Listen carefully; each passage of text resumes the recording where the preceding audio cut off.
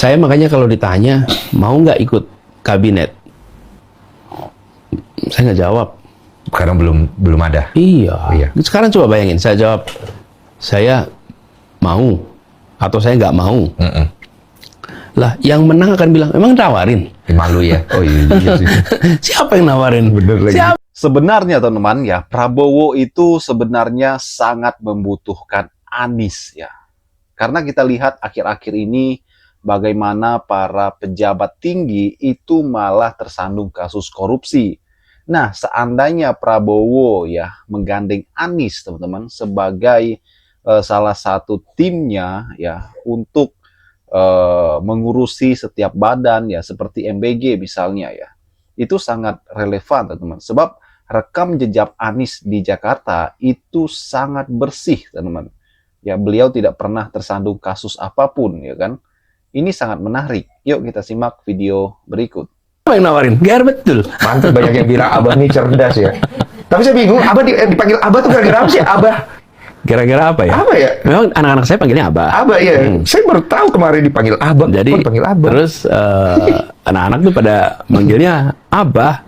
Jadi waktu itu kalau tidak salah Tia, anak saya, dalam satu podcast ditanya, Tia kalau panggil Abah apa? Iya. Abah. Tia si cantik itu. Anak cantik Pak. Maksudnya, Allah, saya bilang anak cantik Pak. Iya. Makasih. Nah, terus boleh nggak yang lain manggil Abah? Boleh kata dia. Oh, jadi semua manggil Abah. Iya, Jadi begitulah. iya, Jadi iya. makanya saya bilang kalau itu boleh panggil Abah. Jadi saya kemana-mana, yang lucu nih. Ada kakek-kakek manggil saya, Abah apa kabar? Kebalik. Dia lebih Saya tua. panggil dia Abah. Gitu kan. Dia lebih tua. Jadi Oke. rupanya dia di rumahnya ngomongnya Abah, nggak nyebut nama Anies. Iya. Jadi ketika ketemu keluarnya itu. Itu awal mulanya ya panggil Abah ya. Tapi oke juga sih panggilan akrab, Iya, panggilan apa-apa. sayang gitu. Sekarang kita mau bahas ini Pak, mengenai pertanyaan-pertanyaan netizen dan beberapa rumor dan isu yang ada di luar. Dengar-dengar, ini isunya dari data yang masih belum pasti. Katanya untuk DKI 1 ya ada beberapa artis yang kayaknya ikut terjun untuk menjadi bagian dari itu sebagai wakil atau mungkin wakil kayaknya Pak. Bapak udah dengar belum? Belum. Siapa tuh? Aduh, jangan saya sebut dong Pak. Loh, terus Nanti saya gimana? salah.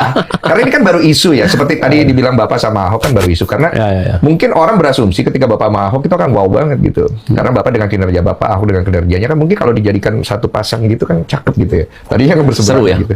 Tapi kira-kira, saya mau ke situ dulu dong. Pak, kira-kira tidak ada baperan nggak nih Pak? Maaf ya, saya menggunakan kata itu ketika Bapak sama Ahok kalau kemudian kedepannya bisa terjadi. Bukan soal terjadinya apa enggak. Kalau itunya kan saya belum putusin ya. Belum Tapi putusin. soal antar kita dan lain-lain. Enggak lah. Mungkin kemarin aja selesai Pilpres sudah selesai. Sudah Hormati selesai.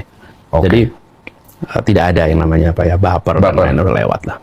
Iya. Kita ini udah dewasa. Dan penting banget kalau misalnya kita bawa nih sebenarnya visi misi negara ini kemana. Karena kita tahu lah Pak, sistemnya, jalurnya, udah rahasia umum orang Iya. banyak. Dan gini, kita semua itu pengen mudah dapat pekerjaan. Iya, Kemudian biaya hidupnya murah. masuk akal lah. Pendidikan bisa sampai tuntas. Yes. Kesehatan terjamin. Yes. Rumah milik sendiri dan tenang. Iya. Kan itu yang dibutuhin semua. Sesederhana itu tuh. Sederhana itu. Nah, untuk itu bisa terjadi, maka pengambilan keputusan harus benar. Kata itulah yang membuat kita memiliki persatuan yang seperti kita miliki sekarang. Karena itu kita harus mendorong kembali kesadaran betapa pentingnya integrasi antara gagasan, kata, dan karya. Karya saja tak cukup tanpa ada narasi. Karya dan narasi tak cukup tanpa ditopang dengan gagasan. Tiga itu harus menjadi satu. Karena itu peringatan Hari Puisi ini menjadi penting untuk mengingatkan kita betapa yang di tengah itu penting. Narasi itu penting. Karya itu penting karena kemudian dirasakan. Tapi dengan narasi kita memiliki kesadaran arah mana karya itu akan dibuat. Dari gagasan apa karya itu akan ditumbuhkan. Bapak sekalian saya hormati, izinkan juga dalam kesempatan ini saya menyampaikan harapan bahwa para seniman, para penyair yang berkumpul di sini dalam catatan kami ada dari Aceh sampai NTT, bahkan ada dari Malaysia, Vietnam, dan lain-lain. Kami berharap bahasa kita di tangan para penyair bisa tumbuh berkembang. Salah satu PR besar di kita memastikan bahwa bahasa Indonesia adalah bahasa yang tumbuh berkembang. Kita beruntung karena kita memiliki bahasa daerah yang amat banyak. Menurut catatan lebih dari 700 negara-negara tetangga tidak punya supplier bahasa sebanyak bahasa Indonesia. Dengan topang 700 bahasa itu, seharusnya kita memiliki bahasa Indonesia yang jauh lebih kaya daripada bahasa Indonesia kita sekarang. Tata kita, kamus pertama tahun 53, lemanya hanya 23.000. Dan di dalam waktu 22 tahun, pertumbuhannya tak lebih dari 1.000 kata. Sampai tahun 76 hanya tumbuh 1.000 kata. Bahasa Inggris hari ini kosakatanya 1 juta dan per tahun tumbuhnya 8.500 kata. Dia menyerap dari mana-mana. Bahasa Indonesia harus kita tumbuhkan. Pada saat saya bertugas di kementerian, salah satu hal yang kita dorong adalah membuka bahasa. Bukan soal baik dan benar. Baik dan benar itulah yang menghambat pertumbuhan bahasa. Bahasa harus menjadi ruang ekspresi kreatif, kesepakatan dari para penggunanya. Di situ tidak ada soal baik dan benar. Di situ adalah ruang ekspresi. Karena itu bahasa bisa tumbuh berkembang. Kita dorong waktu itu, saya buka siapa saja bisa mengusulkan bahasa. Nanti ada kuratornya, nanti ada timnya yang 6 bulan sekali dalam 1 tahun mereview dan menambah. Alhamdulillah dalam waktu kira-kira 3 tahun tumbuh tambahan kosakata lebih dari 30.000 kosakata. Dari mana? Dari seluruh Indonesia, dari semua bahasa. Menurut saya inilah yang para seniman harus bawa juga di dalam kegiatan Hari Puisi ini. Bawa bahasa-bahasa, diksi-diksi untuk memperkaya bahasa Indonesia. Bahasa Indonesia adalah bahasa persatuan. Saya garis bawahi ketika Bung Asrizal dan teman-teman datang di kita waktu itu dengan para guru yang penyair. Ada Pak Wanto juga ini, guru yang waktu itu. Mana Pak Wanto? Ah, ini Mas Wanto. Ini guru SD tempat saya KKN dulu, dan beliau adalah seorang seniman.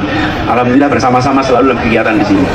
Saya sampaikan kepada semua, yang unik di Indonesia itu bukan keberagamannya saja, itu menarik, tapi bukan itu yang luar biasa. Negeri lain ada yang lebih beragam. Lihat India, lebih beragam. Lihat Afghanistan, lihat Papua Nugini, tidak ada yang aneh dari keberagaman. Yang unik di Indonesia adalah di sini ada persatuan di antara seluruh masyarakat. Karena itu yang harus dirayakan adalah persatuan. Persatuan itu hasil kerja, persatuan itu hasil ikhtiar. Kalau keberagaman itu bawaan kita. Ada yang dibawa dengan etnik, suku, bermacam-macam. Itu belakang kita. Tapi depan kita adalah persatuan. Dan depan itu didapat lewat apa? Lewat kemampuan kita menyepakati sebuah bahasa bersama, bahasa Indonesia. Itu adalah perekat persatuan Indonesia kita. Karena ini harus diperkaya, harus diperluas. Dari mana? Dari semua sumber-sumber bahasa yang ada di seluruh Indonesia. Lebih dari 700 bahasa. Bila dia tidak mensuplai, kita kehilangan diksi banyak sekali. Saya sering sampaikan sebagai contoh paling sederhana, kata santai. Santai itu bahasa Komering yang diputuskan waktu itu sebuah majalah, jurnalisnya diskusi, apa ya bahasa Indonesianya relax. Terus ada salah satu jam santai saja. Apa itu santai? Santai itu ya relax. Bahasa mana? Bahasa Komering digunakan, awalnya mengejutkan, sekarang menjadi sesuatu yang normal. Sayang kita lebih sering menyerap bahasa asing daripada menggunakan bahasa Indonesia. Sebagai contoh, kontemporer. Kita bisa gunakan istilah kiwari. Kiwari dari apa? Bahasa Sunda, yang artinya kontemporer.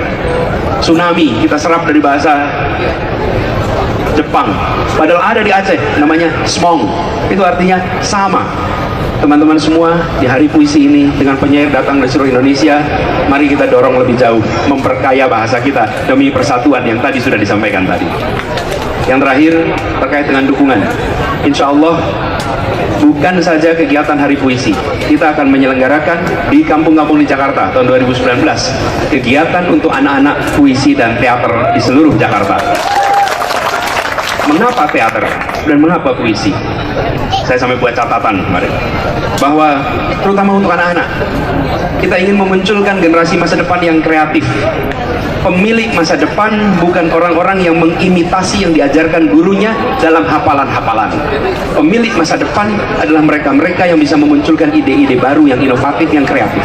HP ini dibangun oleh orang-orang yang bisa menghitung matematika dengan baik, tapi isinya yang viral adalah karya orang-orang kreatif yang tidak bisa diduplikasi. Kreativitas pemilik masa depan. Karena itulah di kota di Jakarta harus menjadi tempat penumbuhan itu. Dan saya cek dengan beberapa kaji, kita pilih teater. Mengapa teater? Seluruh komponen indera terbangkitkan, terangsang untuk tumbuh. Bayangkan anak-anak kita bermain teater di mana-mana di Jakarta. Bukan semata-mata untuk kemudian hari menjadi dramawan. Tetapi yang paling penting adalah bahwa unsur indranya terangsang tumbuh. Dan terkait dengan teater, terkait dengan puisi khususnya, kita ingin bukan saja mereka kreatif, tapi mereka memiliki kemampuan berbahasa, pengenalan kosakata, dan yang tidak kalah penting adalah mengenali emosi di dalam tiap kata yang diungkap. Ini penting sekali untuk anak-anak kita. Sayang kalau anak-anak kita justru tidak tumbuhkan. Karena itu saya ingin mengundang kepada semua, para seniman, para penyair, semua yang terlibat dalam kegiatan kebudayaan, mari bekerja bersama membuat Jakarta menjadi tempat tumbuhnya kreativitas anak-anak lewat teater dan puisi. Halo teman-teman, jumpa bersama saya di Politik Dangi ya. Teman-teman, ini sangat keren ya. Bagaimana akhir-akhir ini Prabowo pusing sebenarnya ya dengan carut-marut perpolitikan, bahkan banyak sekali ya anak buahnya yang kesandung kasus ya. Mulai dari Dadan Rayana yang mengurusi MBG teman-teman ya, dan beberapa wakilnya, ada 2 wakilnya. Kemudian yang saat ini disorotkan adalah ya koperasi teman-teman, KDNP yang menjadi bulan-bulanan di media sosial ya. Apalagi dengan pengadaan kipas angin yang sangat mahal ya kan. Dan ini kan carut-marut yang terjadi ya, bagaimana kejaksaan saat ini juga tersandung kasus dan sebagainya. Makanya saya katakan bahwa ya, seandainya ya, seperti yang Prabowo katakan bahwa ia ingin gotong royong, beliau ingin gotong royong untuk membangun negeri ini ya. Kalau mau seperti itu ya udah gandeng aja Anies ya kan, jangan malu-malu ya kan. Karena apa? Karena sudah terbukti Anies Baswedan di Jakarta bagaimana beliau betul-betul teman-teman mempunyai track record yang sangat luar biasa. Anies pernah menjadi gubernur ya, menjadi menteri pendidikan, dan ya terbukti ya kan beliau tidak pernah tersandung kasus apapun teman-teman. Ya, rekam jejaknya juga sangat baik ya, prestasinya dan sebagainya. Lagian Anies dan Prabowo ini pernah satu wadah ya, satu tempat teman-teman. Bagaimana Anies Baswedan pernah diusung oleh Prabowo Subianto jadi gubernur Jakarta. Jadi seandainya itu terjadi, saya yakin bahwa ya mungkin Prabowo nggak akan pusing.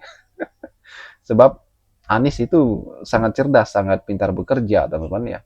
Pengalamannya juga sangat luar biasa. Ya, yang terpenting Anies adalah orang bersih.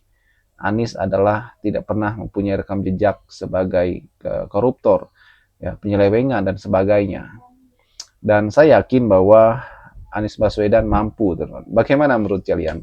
Kita diskusi di kolom komentar ya. Sampai jumpa lagi. Salam.